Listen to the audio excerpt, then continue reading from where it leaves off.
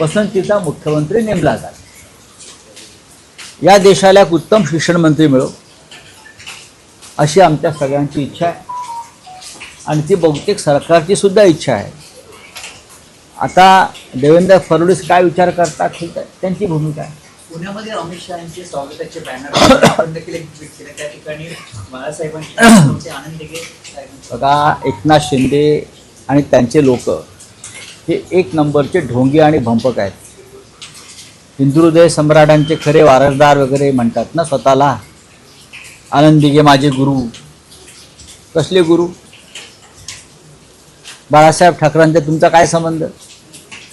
काल घाबरले अमित शहा, एक तर काळोखात आले 2 वाजता घाबरून जनतेला, आणि त्यांच्या स्वागताच्या बोर्डावर आपण स्वतःला अमित शहाच्या कृपेनं दिलेल्या शिवसेनेचा प्रमुख मानता ना,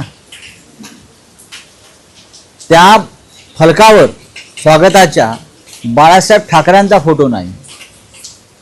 स्वतःचे जे गुरु आहेत आनंद दिघे त्यांचा फोटो नाही. का भीती वाटते? मालकांनी सांगितलंय ना बाळासाहेब ठाकरेंचा फोटो लावायचा नाही म्हणून.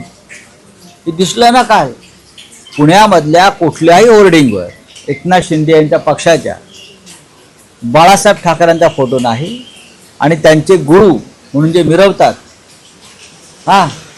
दिघे साहेब म्हणून, त्यांचाही फोटो नाही. हे ढोंगी लोक आहेत, डरपोक लोक आहेत, अमित शहाला घाबरतात. नरेंद्र मोदी असतील, अमित शहा असतील, हे लोकसभेमध्ये बोलताना दिसत नाहीये. जे नरेंद्र मोदी आहेत ते इंस्टाग्रामवरून आता संवाद साधायला सुरुवात बघा की हेच लोक माननीय उद्धव ठाकरे साहेबांना फेसबुक नेता म्हणत होते. कोरोना काळामध्ये खरं म्हणजे बाहेर पडण्यास मोदींनीच बंदी घातली होती,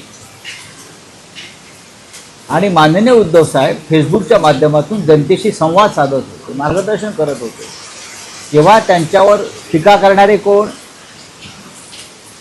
हे तुमचे प्रधानमंत्री मोदी, आता जे पळून गेले ते एकनाथ शिंदे, देवेंद्र फडणवीस. मग आता गेले काही दिवस